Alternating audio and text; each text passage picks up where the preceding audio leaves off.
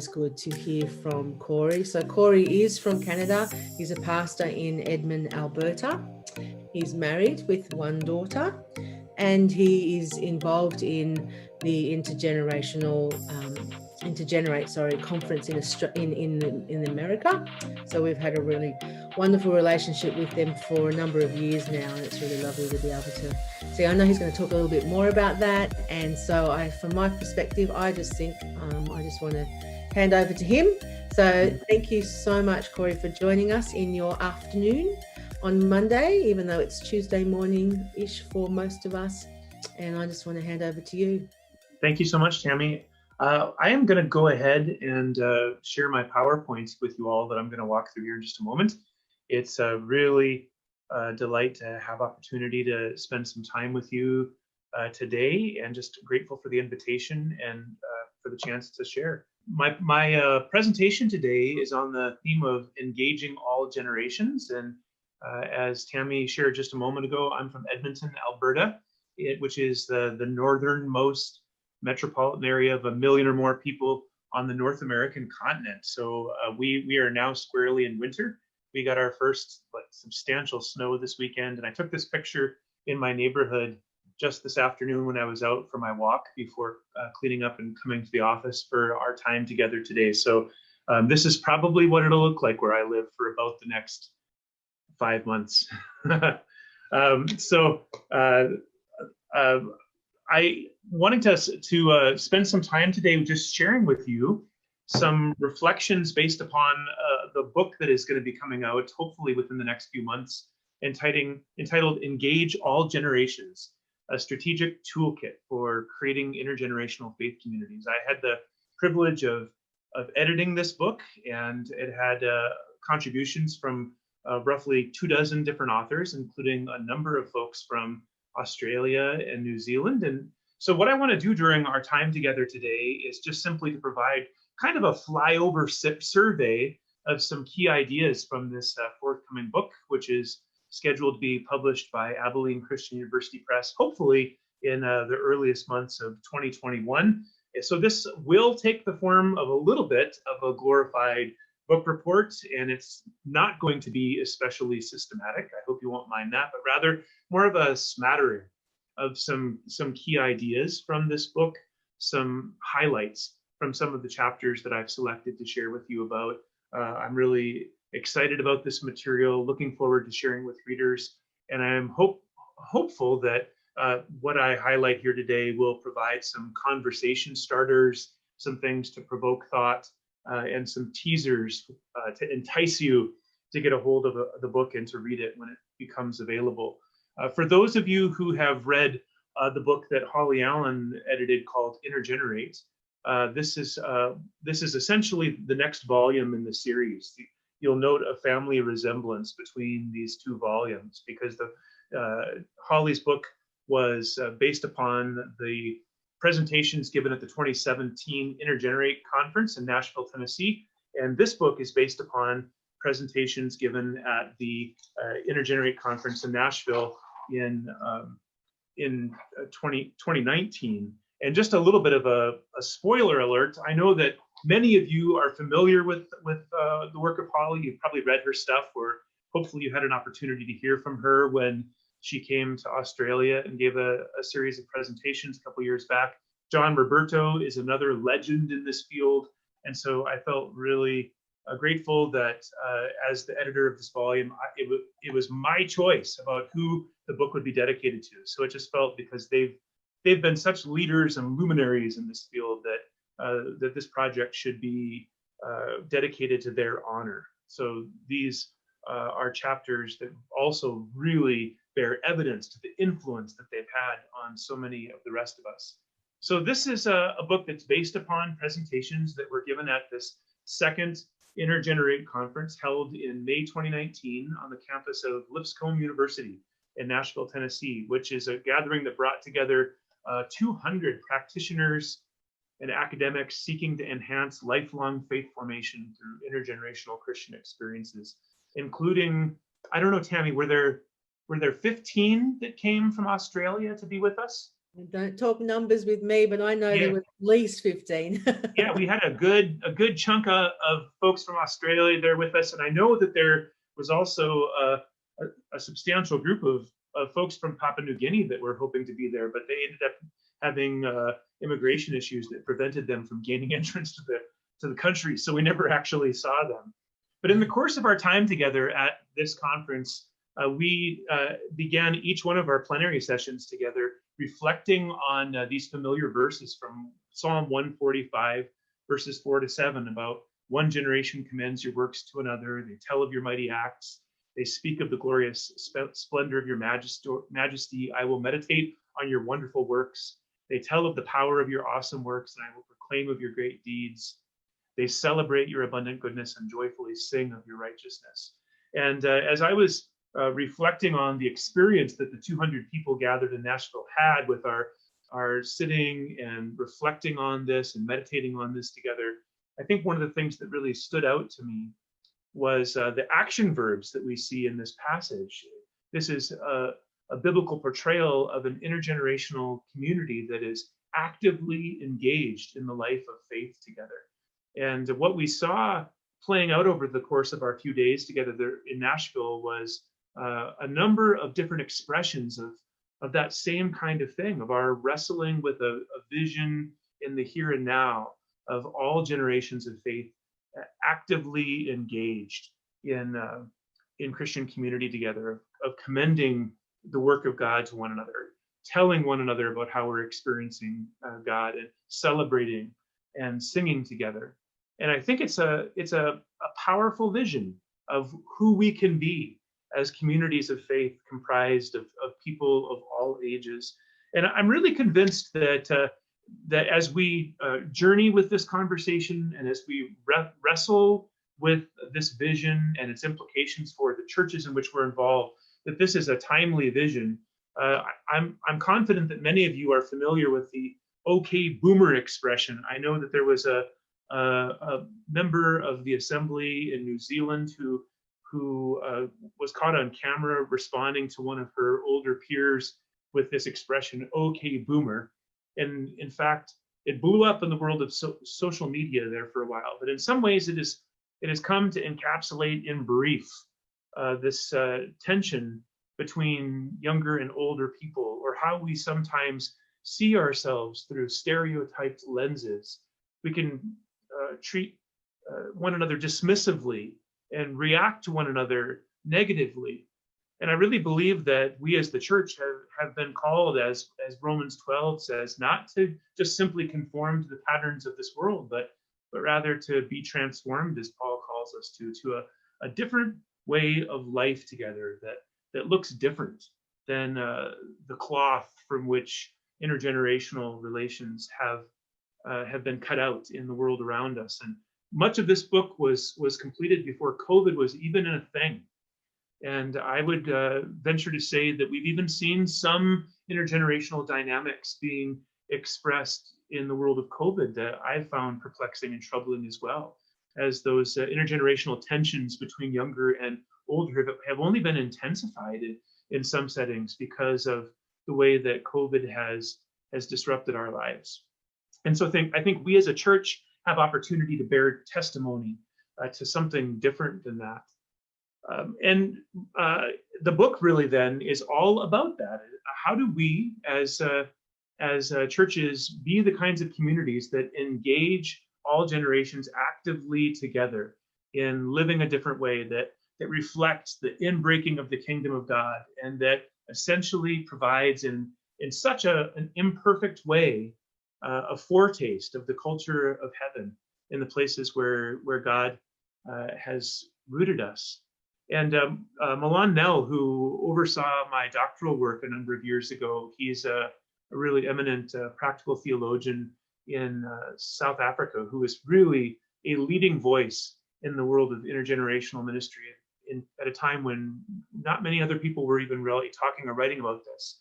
And so as he reflects on the call for the church to live into a biblical vision of what it means for us to seek through our shared life together to bear testimony to the inbreaking of the reign of God and to live something different than the patterns of this world.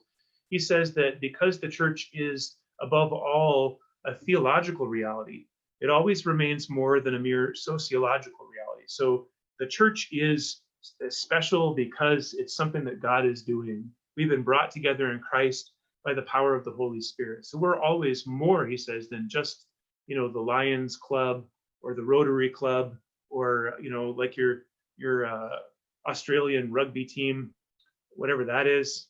And he goes on and he says, this does not mean, though, that our faith communities are somehow exempt from being subject to the general laws of social mechanisms, by which he means that, as much as we might like it to be otherwise, we still are human organizations, and we have to figure out how, within the tangible realities of life together as humans, how to actually live into that vision. It can't just be something idealistic that we talk about as a hobby.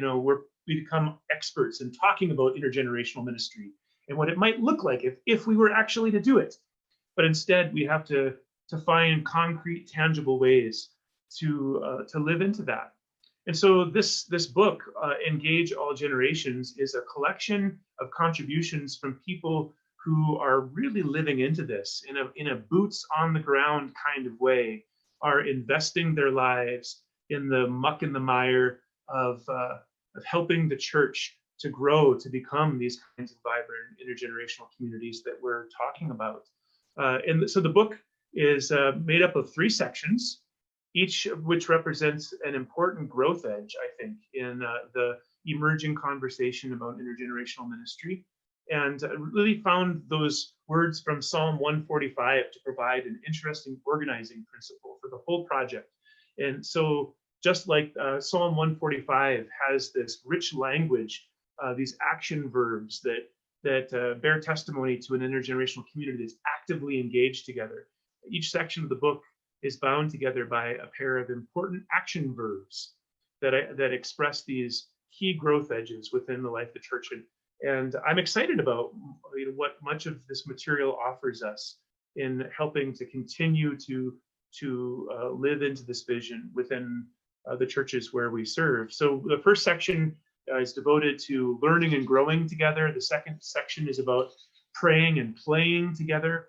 And the third section is about leading and changing together. So what I want to do in the next little bit is just to make a brief stop in each one of these 3 topics of learning and growing together, praying and playing together, leading and changing together, and highlighting a few of the chapters that I think offer us some things that are really beneficial, and to just kind of offer some reflections on why I've found these chapters to be particularly significant. And I'm hopeful that you'll find some things along the way that you'll resonate with as well, some things that maybe are intriguing to you or that may represent some growth edges in your ministry as well.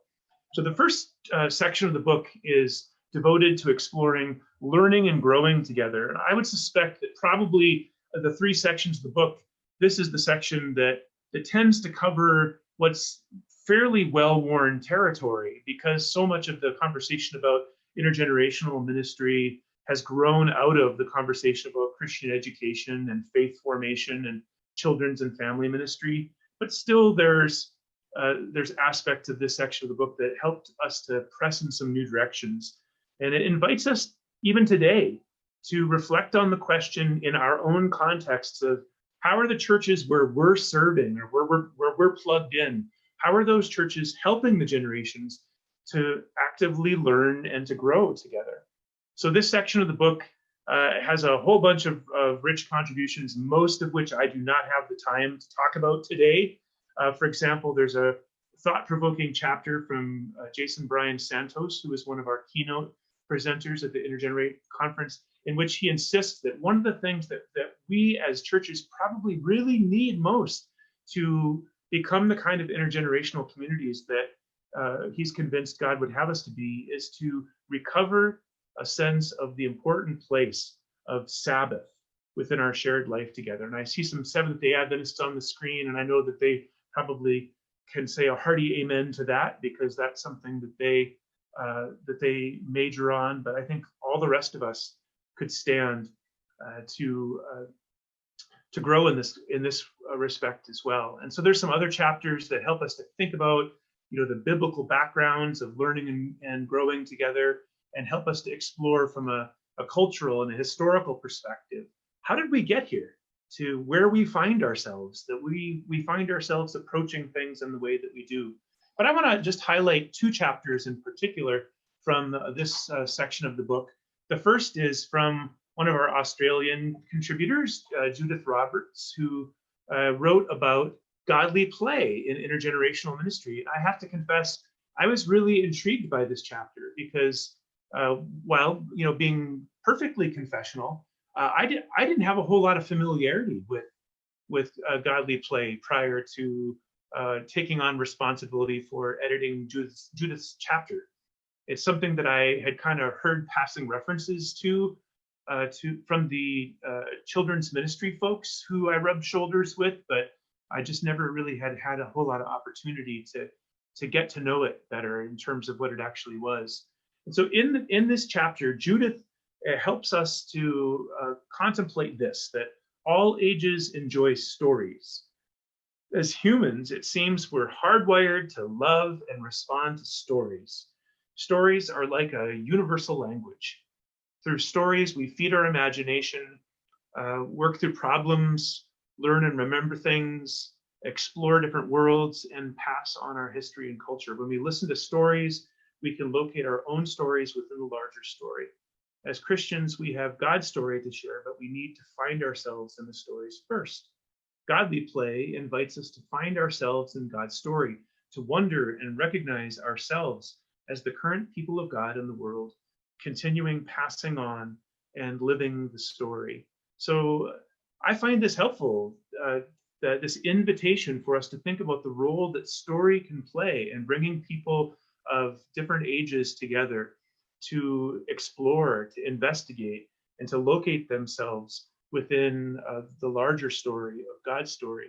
And Judyth, in the course of her chapter, she, particularly for the benefit of those of us who don't have a lot of prior familiarity with godly play, she helps us walk through the steps and understand how, in the context of the godly play framework, we can bring people who are in different phases of life together to share in this experience of coming into a sacred space, experiencing a story being played out in their presence in an engaging fashion. And then one of the things that I find intriguing about this framework is that it invites people to pause and to respond to the story with I wonder questions, to allow a sense of wonder to just linger within the group. And then in creative and more self-directed ways to respond to the story, and then to spend some time feasting together. And there are several chapters in this section of the book that hit on some of these same themes about learning together, but also engaging in creative response together. One of them I'll highlight here in just a minute. And also, we had a really great chapter from a couple of the leaders of Messy Church out of the United States that talk about, Messy Church being a framework that invites people of all ages to respond creatively and to feast together. And so these things, I think, engage the imagination about how we can create spaces and that bring people of different ages together to creatively respond, and then to share together in meals as an expression of Christian community together. Now, I this last year taught a seminary course here in Edmonton. I'm an adjunct professor at a seminary here in town, and I taught the standard Christian education course that every Master's of Divinity student is required to take. And in the course of the class, having been inspired by my introduction to godly play from Judyth, I shared some videos that are available on the Godly Play website where they provide demonstrations of godly play. And my students who are working in church ministry here in North America in kind of, busy churches with busy children, they scoffed with considerable suspicion about whether what they saw is actually possible with squirmy children as we know them today.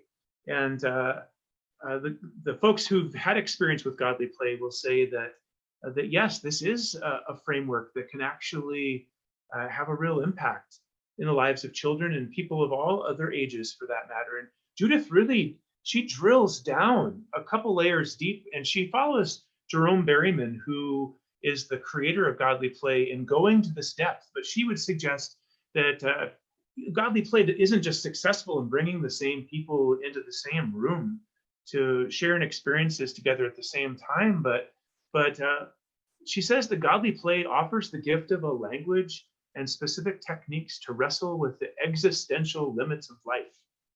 Berryman identifies these limits as including death, freedom, aloneness, questions about the need for meaning. Young children, youth, adults, and elders all experience these realities. And instead of skimming over these existential limits, godly play explores them using the Bible stories, the wondering, the community of the circle, and the Christian faith practices. A child of 5 has often experienced the death of a beloved grandparent or a pet, the anxiety of moving house, family disruption from a new baby, the feeling of being left out or lonely or lost. People of all ages share these experiences and can feel a sense of relief from hearing of others' experiences and gain courage and resilience from them. So those are beautiful words that invite us to a depth of intergenerational community that often we don't even find ourselves talking about, this existential exploration together. So I hope that you'll get a hold of this book and read Judyth's chapter. And I know that she's someone who's available as a resource there in Australia. I do want to go on and introduce another chapter that also talks about learning and growing together. This is Intergenerational Community Around the Table from Liz Perrod, who is director of Genon Ministries in the United States. And she introduces a framework called Sunday Lift, which is a curriculum that's being used in churches to bring people of all ages, again, together around the table. And she finds herself inspired in this framework by that Acts 2 picture of the early church, of being a community that is sharing together in this holistic kind of way. And it involves hour-long sessions that include 4 key components of studying God's word together, where people of different generations gather around the table and they read and discuss a Bible story passage together, and they spend some time playing together, maybe by way of games, doing hobbies and other fun activities. And then they spend some time breaking bread together, where they have opportunity to grow in community as they share in food together, and then praying together.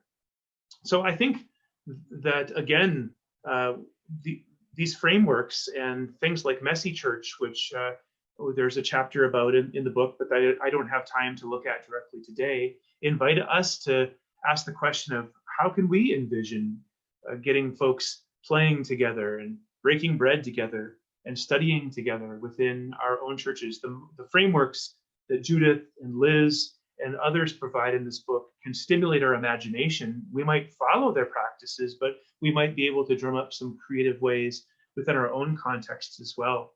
Liz has noted, as they have implemented their Sunday Lift framework in a number of different churches, that churches are using this in a variety of different ways. Some are doing it weekly or monthly or seasonally or only in the summertime. Some do it on Sunday morning, some do it in the evening or midweek. And a number of the churches that have been involved in their program have used it to replace Sunday school or to supplement Sunday school. And they're using it as a resource in a way that at times that closely follows their curriculum. Sometimes they're contextualizing it in their own context, and it's something that it is being led and facilitated in a whole host of different kinds of ways. But Liz found that this kind of framework was especially helpful for smaller churches that were really struggling to, they were trying to offer a traditional age-graded approach to Sunday school, but they didn't have enough kids in some age groups, or they didn't have enough volunteers. And so sometimes, as an act of desperation, they kind of stumbled their way into adopting an intergenerational approach to bringing people together to learn and to play and to eat and to pray together, and ended up finding out that there was something even stronger, even more excellent that they experienced as a result of that. Well, I do want to go on and venture into the next section of the book, which is focused on praying and playing together.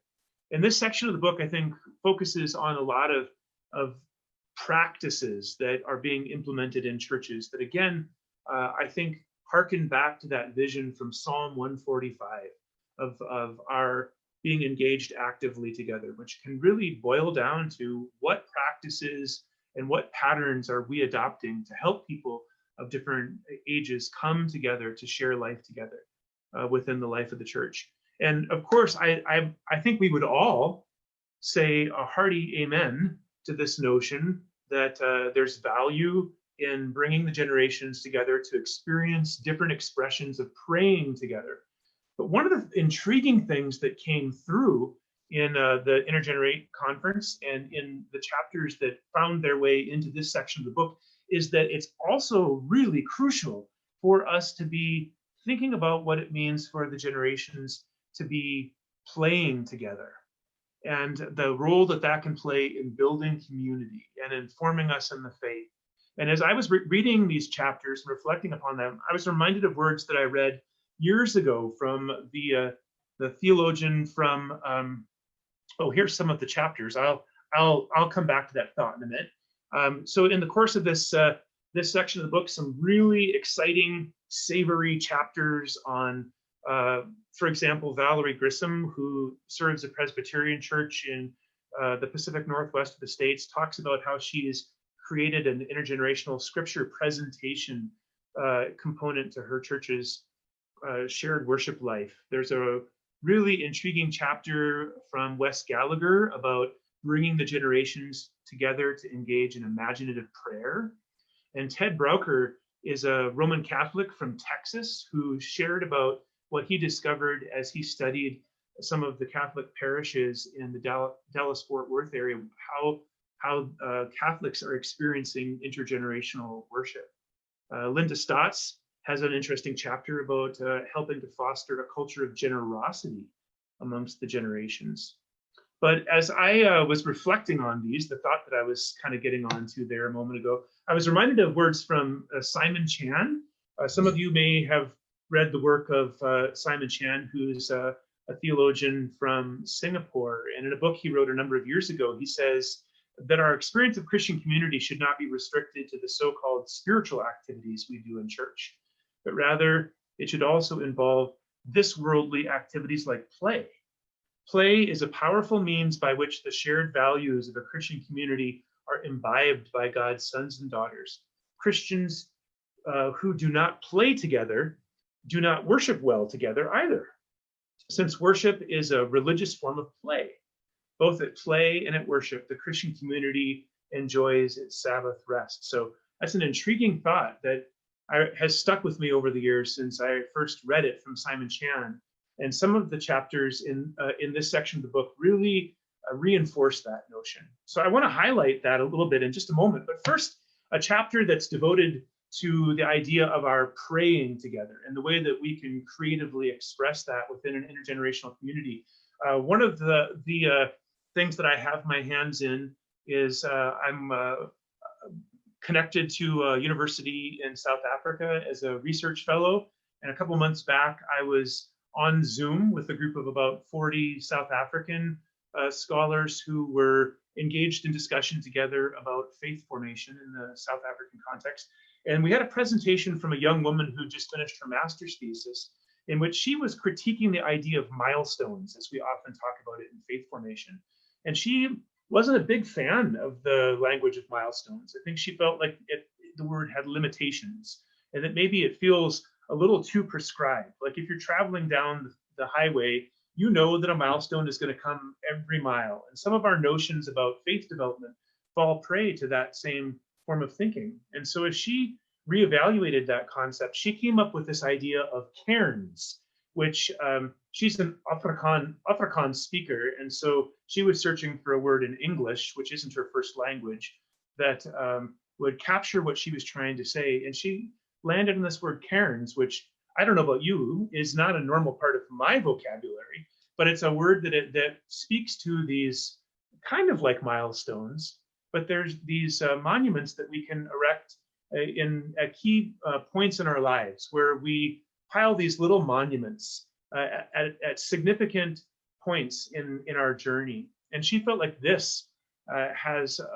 this really expresses well the way that she sees kind of these key milestone moments in our faith journey, that they don't necessarily come at the prescribed mile mark all the time. Sometimes they come unexpectedly when we have these divine moments, and that those are the places in our lives where we want to be able to erect the monuments, the milestones, to mark how we're experiencing God at work in our lives. And so there's a chapter in the book that kind of gets at that same notion from Debbie Stryker, who leads Milestone Ministries in the US. And she says in her chapter, if someone were to ask you to identify a significant moment in your life that gave you pause to reflect on daily life and the changes it brings, what would it be? There are daily opportunities to recognize God's presence in our lives. Not all are happy. Some are sad, some are fearful times, whether it's losing a tooth, getting a driver's license, retiring, losing a bet, or a birthday. There are times when all the generations can gather together in the setting of the home, the church, or the community to have caring conversations, pray together, and give a blessing for the occasion. These significant experiences have the potential to become memorable milestone moments.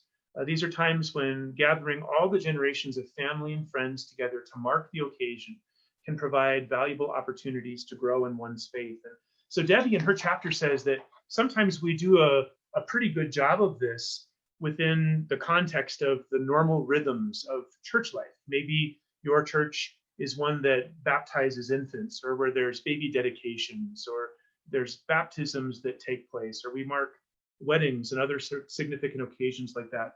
But Debbie wants to blow out the church walls in a sense, and she wants to invite that same kind of dynamic into other chapters of our life. And this can provide us a helpful imagination for how that same kind of thing of gathering the generations together to mark these occasions can happen at home, at the point of one's retirement, or perhaps someone opens a new business to gather the generations together within the business place to mark the occasion and to dedicate that space, or perhaps even in the hospital room. This isn't as feasible, at least here in North America, in the world of COVID, but when times are good, to gather everyone there in the hospital room to mark the milestone of the arrival of that new little bundle of joy that has just been born into the world. So Debbie talks about leaders in the church helping to generate resources that we can place in the hands of people that they can employ to mark these milestone occasions. The actual leadership of these milestone celebrations doesn't have to necessarily be driven by the recognized leaders of the church themselves, but we can resource people to mark these occasions. It begins with just simply naming it, to identify what that moment is, and then also to equip it. So Debbie talks about how some leaders have actually created just simple one-page handouts that provide some scripture passages that can be used and read as folks gather to mark particular kinds of occasions, scriptures that are relevant to that occasion. And then it's an opportunity to offer a blessing over whatever is represented in this moment. And then just like those cairns, to essentially provide some kind of gift that can mark the occasion, something tangible that we can put in people's hands that they can look back upon later as a reminder of this milestone moment that marks the occasion. And then to reinforce this in the days and the weeks and the months ahead, to check back in and to see how that person is continuing to journey beyond that milestone moment in their lives, is whether it be, with that new baby or into this new season of retirement or whatever it might be. So I think this is really beautiful because it invites us to have an imagination for how we can pray together in the moments of life that matter, and even outside the church walls. And so it's a very portable framework that can be employed in the congregation, in the home, out in the community. And Debbie, of course, didn't see the world of COVID coming when she wrote this chapter, but she talks about how this is even something that can be done over the internet as parents and grandparents who perhaps are thousands of miles away on the other side of the continent can share in these moments with us as we are joined together online. At the other end of the spectrum, there's a chapter by Jacoline Becker from New Zealand who introduces us to being an active church, which is about adults, kids, and teens in fusion. And this is about all generations actively doing together, whether it be in serving, leading, in activities of the church, participating together in worship and events, and getting physically active, using our bodies and movement as opposed to passively sitting and listening. And she really wants to appeal to the fact that so many people within our congregations love sports, whether it be rugby or cricket, or here in Canada, it's hockey and curling, whatever it might be, that these are things that we can actually harness as opportunities to bring people together, to share in experiences together. And she encourages us to think about this within the framework of an experiential learning model of bringing people together to engage in sporting activities together. And we can just bring folks together to have fun. And then we can create these powerful experiences and opportunities to reflect and to apply what we've learned together, connecting what we've experienced with a biblical message. For Jacoline, then that looks like getting folks together just simply to engage in fun activities, to participate in sports and games together. And then to gather folks, whether it be at halftime or following the activity, to engage in some reflection together with some pre-prepared questions that invite them to think about what they have been experiencing in this fun activity together, and then to connect that in some way with a biblical story or a biblical truth in a creative way, and then to engage participants in discussing how this biblical truth can apply to our lives. So it's an exciting framework that it helps us to imagine the way that play can be something that becomes an active dimension of our shared life together. And it's one that obviously requires some work.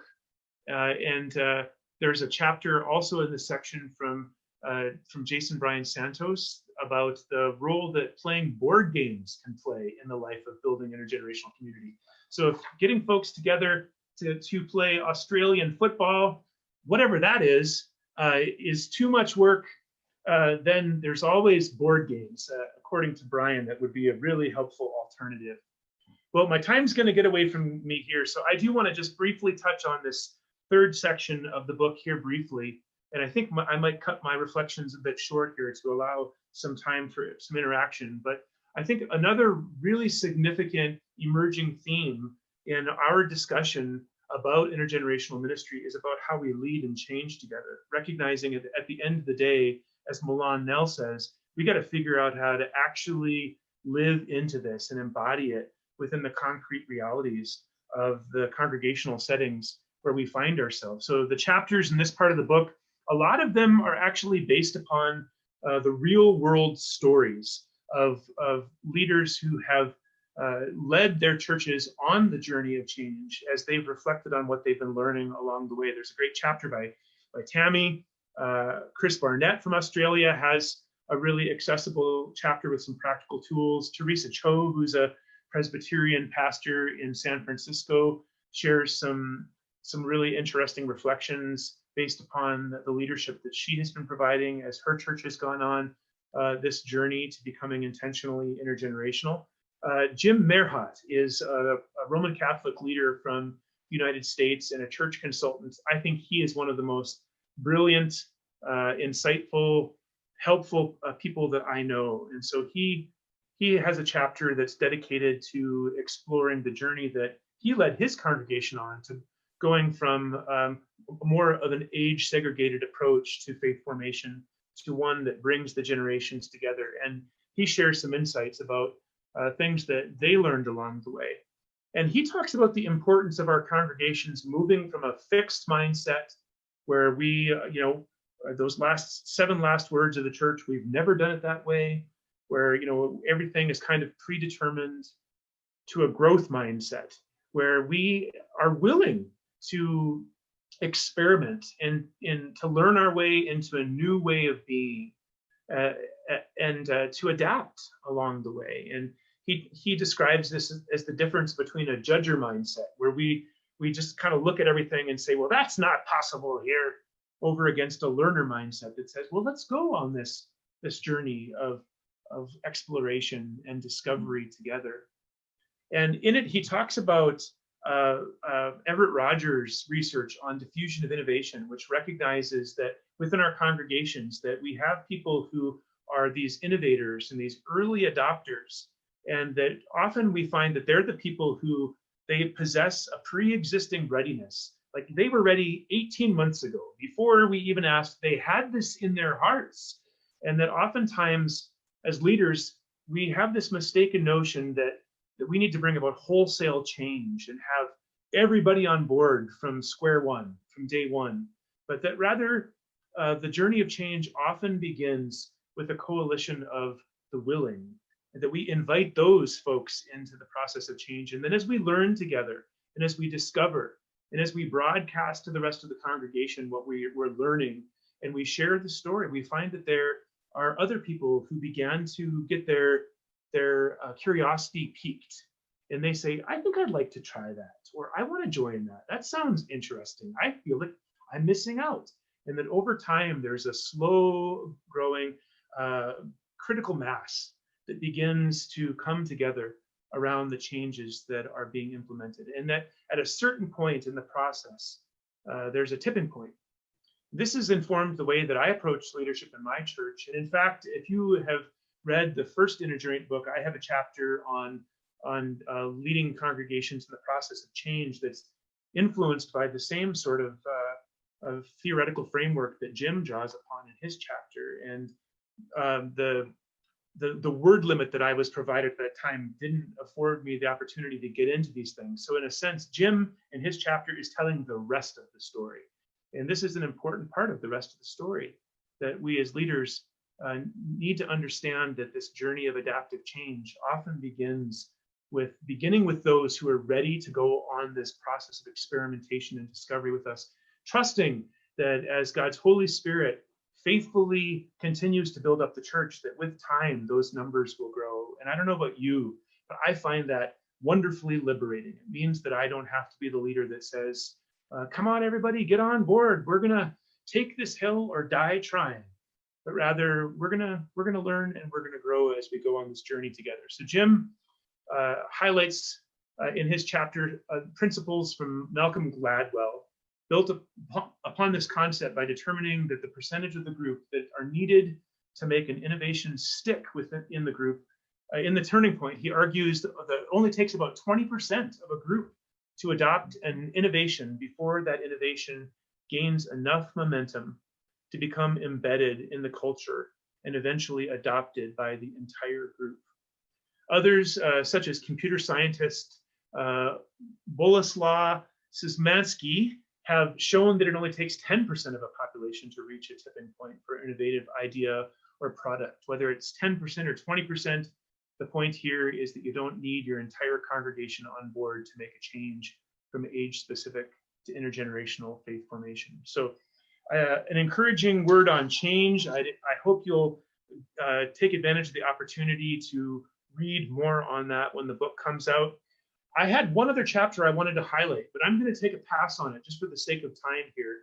Really interesting chapter from Melissa Cooper from Florida on cross-generational communication. And how we can communicate across generations, recognizing that each generation has its own culture and that this often ends up showing up in how we communicate, the words that we use, and even the technology that we prefer to use. And she outlines a really interesting framework on cross-generational communication. But as always, I have more material than I have time, so I'm going to stop there and we'll save that for another day. I do want to pass it back to Tammy here in just a moment, and we're going to send you into groups for a few moments to engage in some reflection together. Again, this wasn't particularly systematic, but more of a smattering of highlights. I hope something connected with you along the way and that something triggered some further reflection for you. Before I just provide a little bit of direction for our small group interaction, I do want to just extend to you this invitation. I know some of you have curiosity about our Intergenerate conference here in North America. I vice chair the planning team for Intergenerate, and we are in the process of making preparations for our next gathering, which is going to happen virtually. And as we sized up the realities that we find ourselves living with, and as we were so inspired and encouraged by what we saw happen with the online conference that you held there in Australia, we made the tough call that we will not be gathering in Nashville, but meeting online. That of course heightens the accessibility of this gathering, and we're excited about that. But just want to extend that invitation to you. We'll be posting updates about that on Facebook, and we encourage you to check out our website as well. So just a few thoughts as we head into a few moments of group reflection. In what action verbs best reflect how your church is bringing the generations together? Maybe they're the kinds of action verbs that I highlighted today. Maybe they're others. And of the patterns and practices that I hastily moved through today, what mirrors things that you're already doing? What are you experiencing in that? And then which of these patterns and practices seem to present potential growth edges for intergenerational ministry in your context? Maybe there won't be time to touch on all of that, but just a few conversation starters that might be helpful to you in your reflections. I'll pass it back to Tammy now. Thanks, Cory. It's really exciting to hear some of those kind of the thoughts right across the spectrum of some of the issues that we have to deal with within the context of Intergen. And you know, it's great to see those that are on. Many are been on this journey for a while, and it's just really good to kind of butt heads with some of that. What I would encourage you guys to do, I was just about to say, to take a picture of that screenshot, just because the questions, as soon as we go into groups, the questions, you know, go by the wayside. So maybe, if some people were to take that, and then we're just going to put you into groups and to talk about things, to come back together, to finish with Cory and to ask some questions that may come out of these discussions, or actually what's already been kind of put in the chat.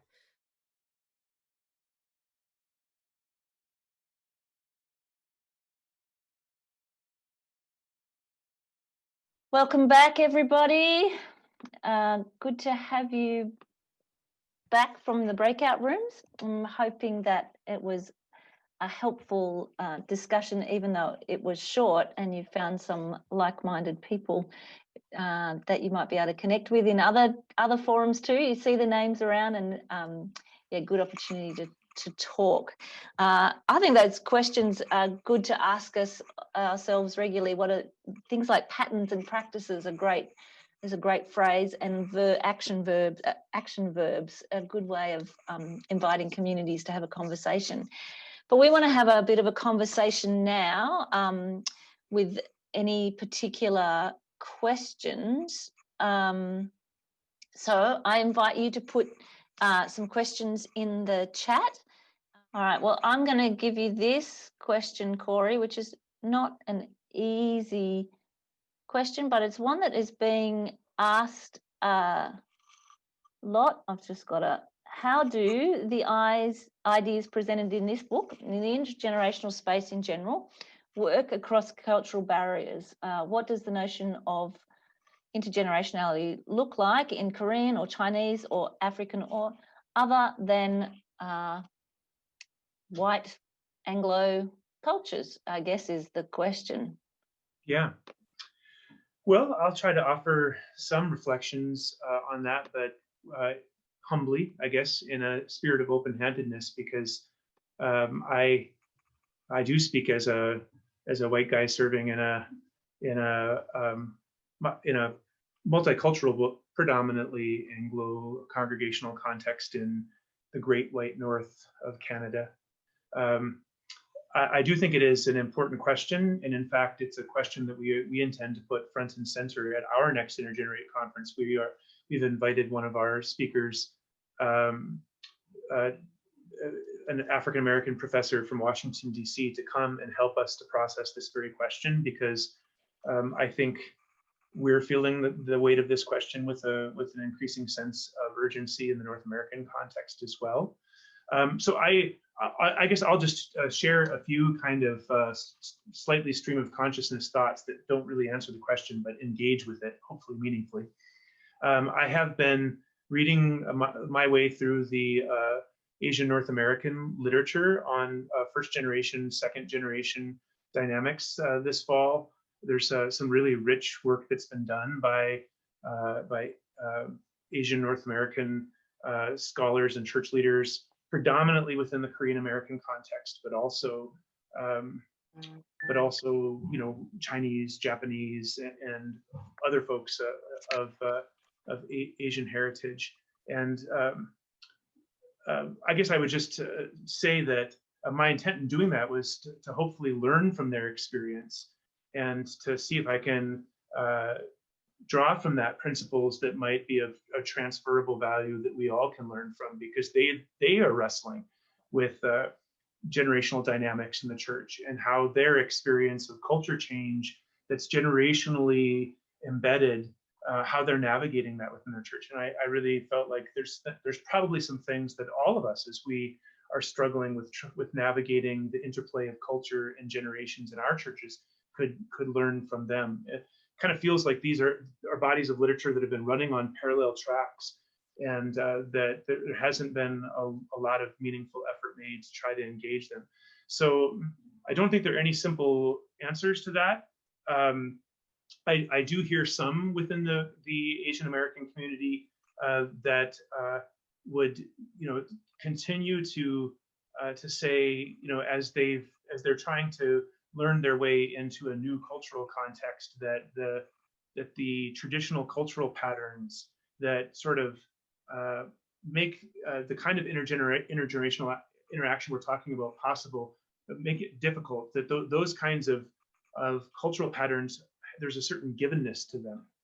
But then there are voices within the Korean American church that are saying, we have to learn our way into a new way of being together. And I see some of them really meaningfully engaging with the concept of intergenerationality. They're, of course, working that out in their own context. And I guess I would say that every culture and tradition we have to wrestle with this stuff within our own context. And I would never want to shellac my understanding onto another context or to impose an understanding from the outside. But there's a recognition that there are power dynamics inherent in this, and that there's a need to wrestle with traditional ways of understanding.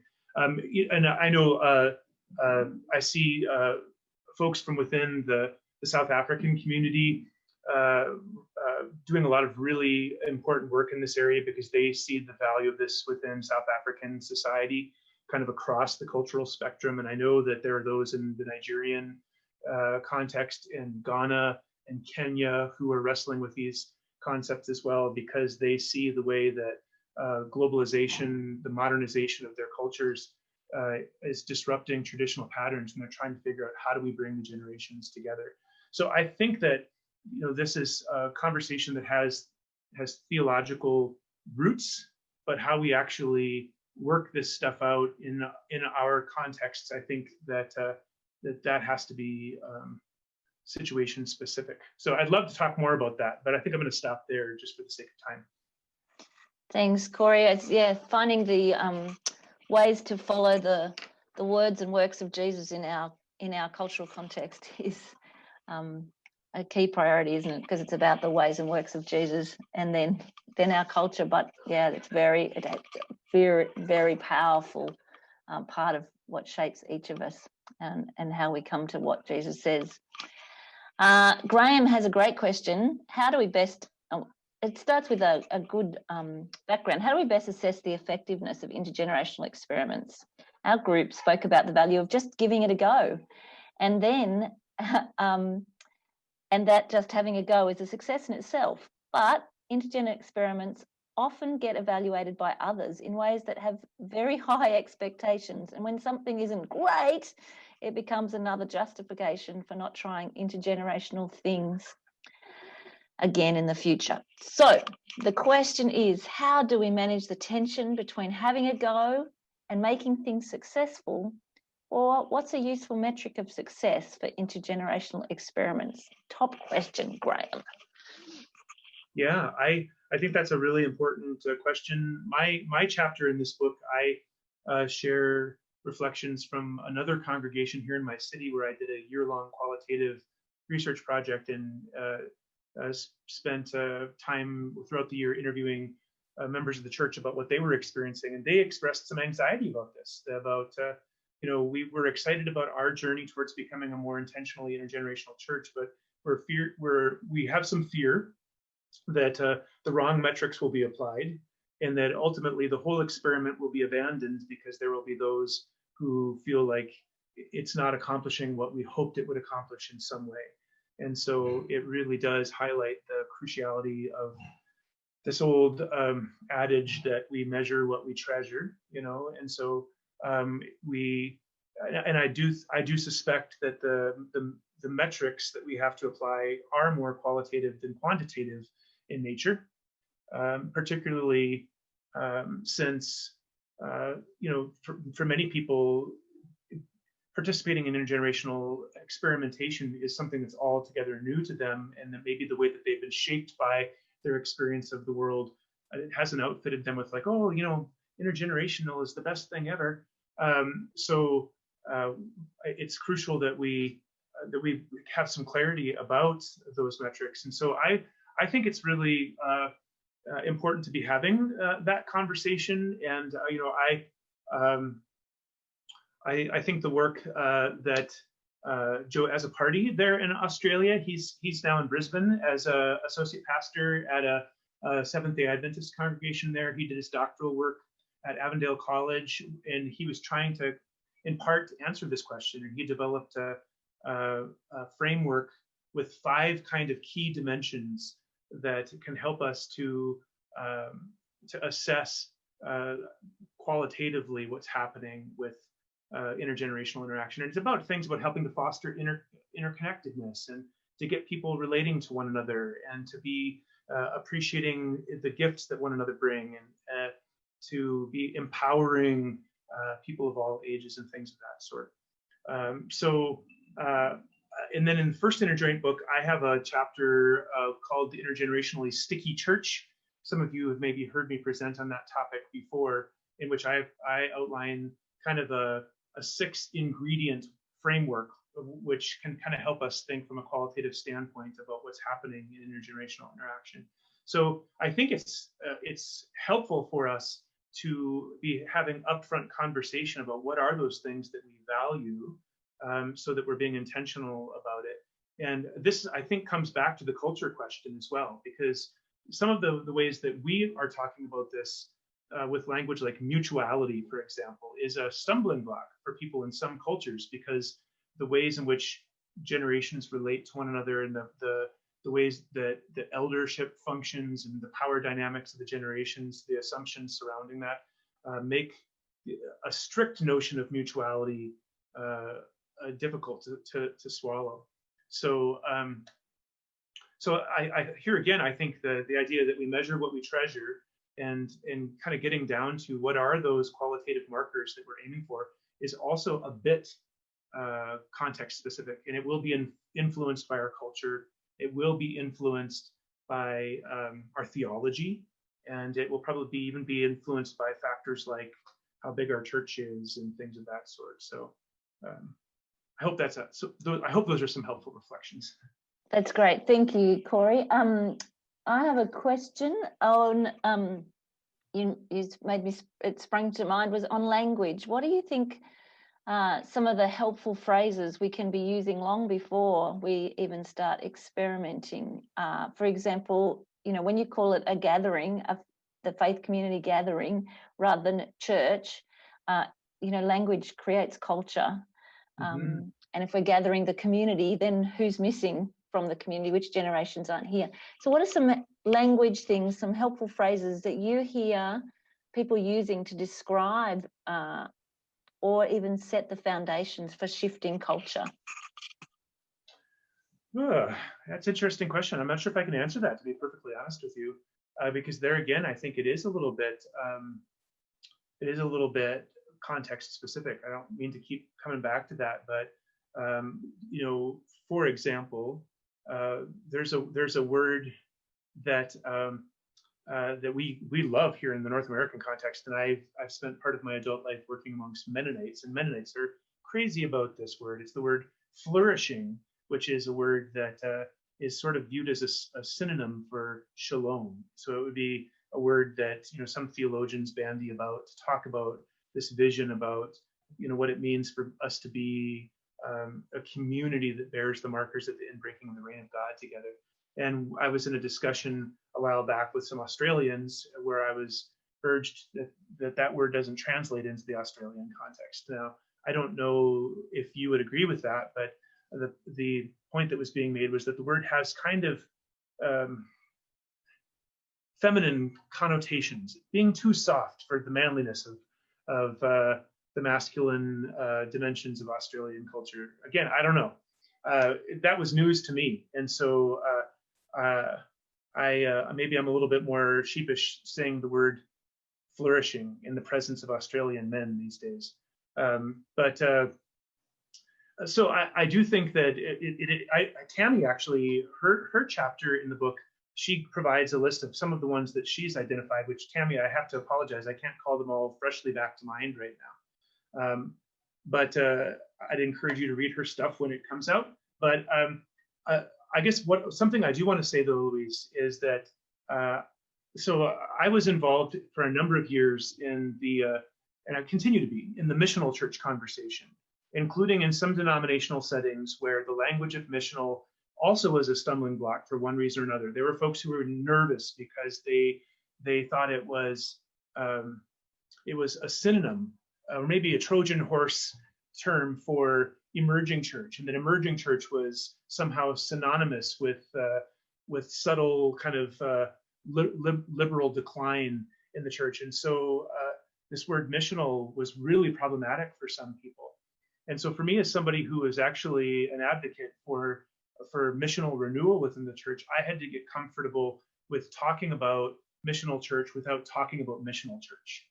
And so I guess whatever adjustments we might make to our language, I would even go so far as to say, even though there are some settings in which I feel comfortable to use the language of intergenerational church as shorthand that bears a lot of meaning, that probably many of us, we have a shared understanding what that means, that at the end of the day, I would be willing to let go the language of intergenerational church if that would be what was necessary in order to champion the essence of what it means to be intergenerational. At the end of the day, I don't think the language itself matters as much as that we find a way to live into this together. So whether it be talking about bringing all generations together, or we're all in the family, or whatever ways we find to express that, I feel at the end of the day, that's what matters rather than our technical vocabulary. Thanks, Cory. Thanks so much for being part of this morning, or this afternoon, or this evening, depending where people are coming from. We're really grateful for you sharing your time. The book will be out early next year. Don't forget that Intergenerate, the North American conference, will be on, but there's also the Intergenerate Australia conference, which we've got the screen here. So we're hoping to be both face-to-face and online next year, 26th to 28th of July. And we do know that one of the people who will be using their voice in this space will be Cory.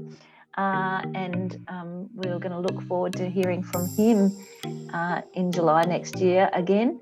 So follow us on our Facebook page. You'll get emails from us, hopefully, if you've already signed up or subscribed to our website. So thank you so much for being part of this morning, Cory, and to everyone. Let's see how we can keep moving forward in bringing the generations together. Thanks, everyone.